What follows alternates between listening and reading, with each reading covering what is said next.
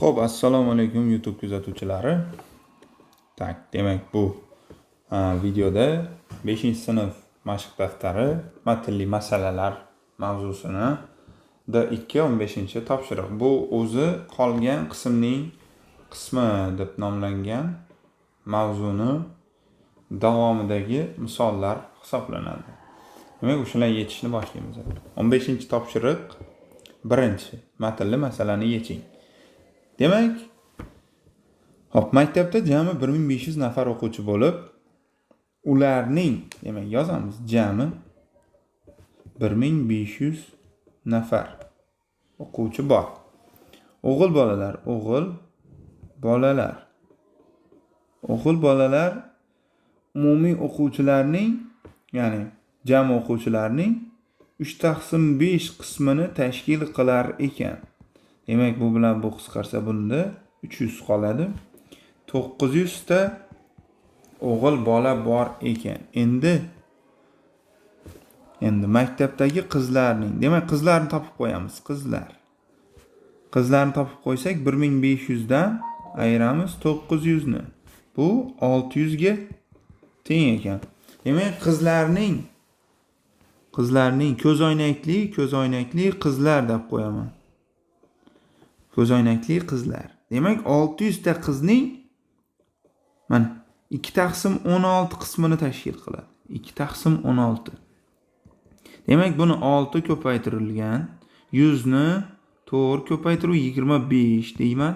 2/16 ni 4 ko'paytiruv 4 desam bo'ladi. Bu bilan buni qisqartirib yuborsam, qarasam bu bilan bu qisqaradi 2, bu bilan bu qisqaradi 3.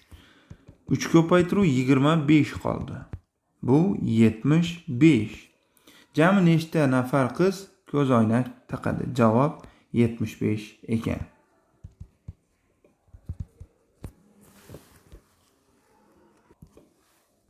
Davom etamiz. Keyingi misol. Latofat pulining 6/1 qismiga hikoyalar to'plami sotib oldi. Demak, latofat X miqdor pul bor. X miqdor pul. Buni qandaydir so'm deb olsak bo'ladi. Ya'ni X so'm puli bor latofat. U qolgan pulining dedi. Demak, latofat birinchi hikoyalar to'plami sotib oldi. Hikoyalar to'plami sotib oldi. Umumiy 6/1 qismiga umumiy pulining. Demak, qoldi. Qancha qoldi? Qolganini topamiz. Jami X miqdor bor edi. Uni 6/1 qismini hikoyalar to'plamini sotib olishga sarfladi va unda 6/5 qismi qoldi. Ana shu qolgan qismining endi gazeta sotib olibdi. Qolgan qismining 5/6 X ning 5/1 qismiga gazeta sotib olibdi. Bu 1/6 X ga teng bo'ladi. U pulining qancha qismiga gazeta sotib oldi? Javob 6/1 qismiga gazeta sotib oldi. Keyingi misol. Farida bir nechta pirog pishirdi. Demak, Farida X ta pirog pishirdi. X ta pirog pishirdi. Piroglarning, demak, olmali pirog bor ekan. Olmali piroglarning jami X taning 3/8 qismi olmali. Qolganlarining, demak, qolganini topamiz. X minusdan 3/8 X ni topsak 5/8 X ga teng bo'ladi. Ana shuncha qismi nima ekan? Qoldi. Ana shu qolgan qismining yong'oqli endi. Yong'oqli. Qolgan qismining 2/5 qismi yong'oqli bo'ladi. Ya'ni 2/8 X. Bu 1/4 X ga teng.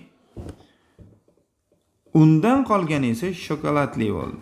Demak, o'zi mana shuncha bor edi. Ana shunchani, mana shuncha bor edi.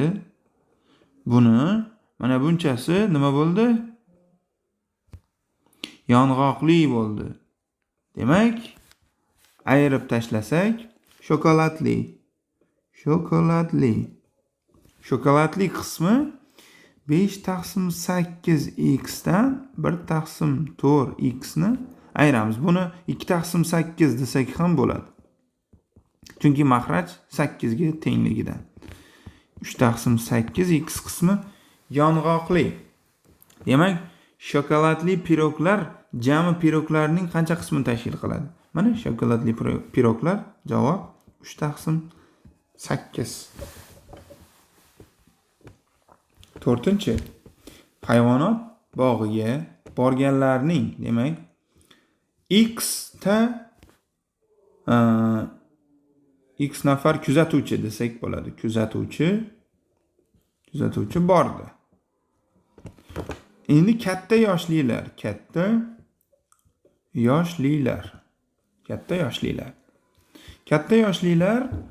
jami borgan kuzatuvchilarning 4 taqsim 7 qismini tashkil qildi.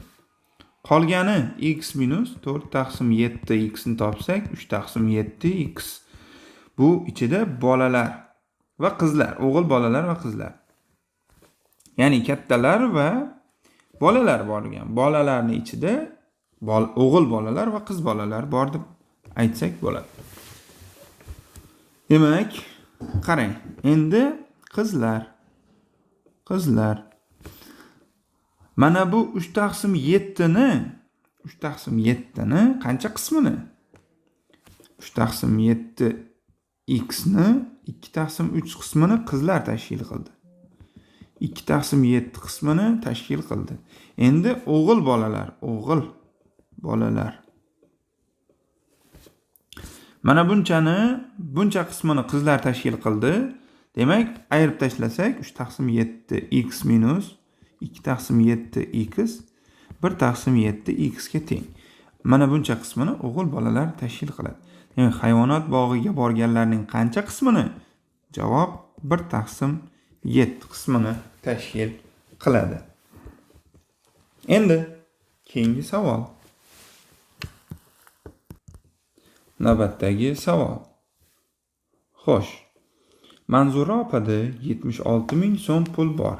Yozamiz. Manzura opa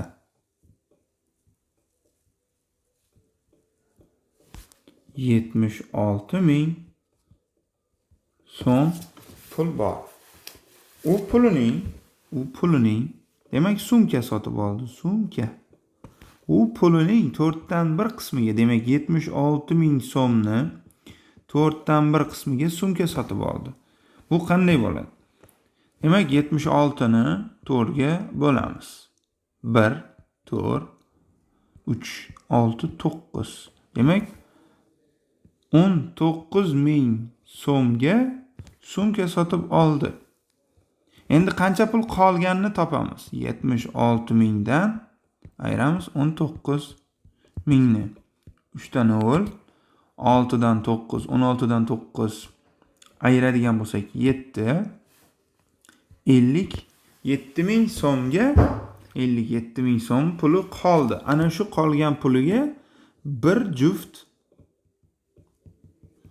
oyoq kiyim sotib oldi.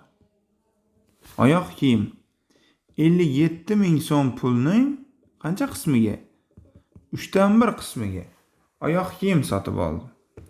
Demak 57 mingni 3 ga bo'lamiz. 1 3 2 7. Yana 19 ming ekan. 19 ming so'm. Demak 19 ming so'm. O'zi bizda 57 ming so'm pul qolgan edi. Undan yana 19 ming so'm sarf qildik. Qancha pul qolganini so'rayaptimi yo'qmi? Qaraymiz hozir. Manzura opa oyoq kiyim uchun qancha pul sarfladi? Mana 19 ming so'm pul sarflagan ekan. Javob 19 ming so'm ekan. Bizdan qancha qolganini so'ramayapti. Navbatdagi savol. Jasur pulining, demak Jasurda x miqdor pul bor.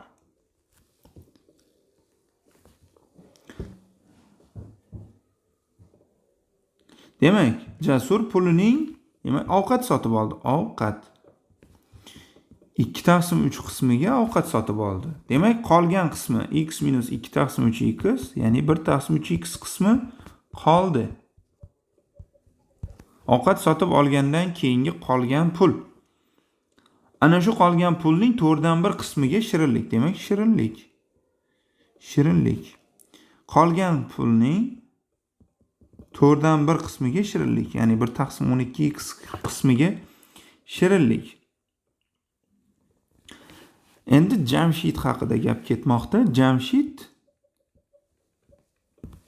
18.000 so'm pulga ovqat sotib oldi. Shirinlik uchun qancha pul sarflagan? Yo'q, bu yerda menimcha nomni yozishda xatolik bo'lgan. Bu yerda Jasur desak to'g'ri bo'lar edi. Shu sababli bundoq qilamiz. Demak, xo'p, Jasurni ovqat uchun sarflagan puli mana bu. Necha pulga teng ekan? 18.000 so'mga teng ekan. 2 taqsim 3x teng 18.000. Mana bu bilan buni qisqartirib yuborsak 9.000. X teng 27.000 so'm puli bor ekan Jasurning. Shirinlik uchun mana buncha sarf qilgan. Demak, shirinlik uchun 1 taqsim 12 ko'paytiruv 27.000 teng 1 taqsim 12 ni 3 ko'paytiruv 4. Buni esa 3 ko'paytiruv 9.000 desam 3lar qisqarib ketdi. Bu bilan mana bu 2 tani qisqartirib yuborsam 25, 9 ko'paytiruv 25. 9 5 45 ning 5i 18 225. Mana shirinlik uchun sarflagan puli ekan. Keyingi savol. 5 dan 1 qismi 24 ga teng bo'lgan sonning 4 dan 1 qismini toping. Demak, son x. Ana shu x ning 5 dan 1 qismi 24 ga teng bo'lsa, bizdan so'ralib turgan narsa ana shu x ning 4 dan 1 qismini toping demoqda. Demak, x teng 24 ko'paytiruv 5. Bu 120 ga teng. 1 taqsim 4 ko'paytiruv 120 teng 30. Javob 30. To'g'ri to'rtburchak shaklidagi yer maydonining tomonlari, demak, to'g'ri to'rtburchak. Mana. To'g'ri to'rtburchak deb tasavvur qilamiz. Bu 6.5 dan 3 ekan. Bu qism 8.2 dan 1 ekan. A. Perimetrini toping. B. Yuzasini toping. Demak, perimetr haqida gapirsak 2a plus b ga teng bo'ladi. Yuzasi a ko'paytiruv b ga teng bo'ladi. Demak, perimetrni topishni boshlaymiz. 2 ko'paytiruv 6.5 dan 3 qo'shilgan 8.2 dan 1 teng. 2 ko'paytiruv 6 qo'shuv 8 qo'shilgan 3 taqsim 5 qo'shuv 1 taqsim 2 teng.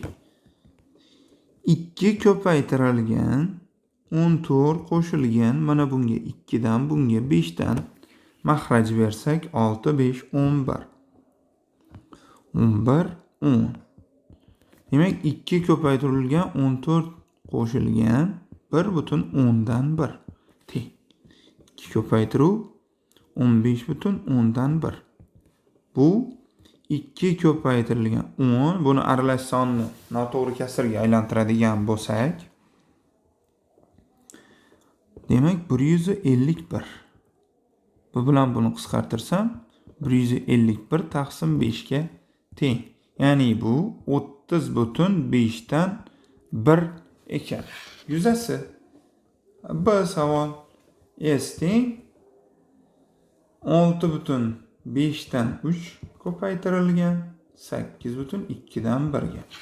6 5'im 30, 3 ni qo'shsam 33 taqsim 5. Bu yoqda 2 16 17 10. Demak, 33 ni 17 ga ko'paytiramiz. 7 uchum 21, ikkisi esimizda turadi. 21, 2, 23. Mana. Bu yoqda 33. 1, 6, 5. 561. Bu degani 56,1 metrda bergandan keyin metr kvadrat, mana bu esa metrda bo'lar ekan. Shu bilan bu videomizni tugatamiz. Kanalda yangi bo'lsanglar, kanalga a'zo bo'lishni unutmanglar.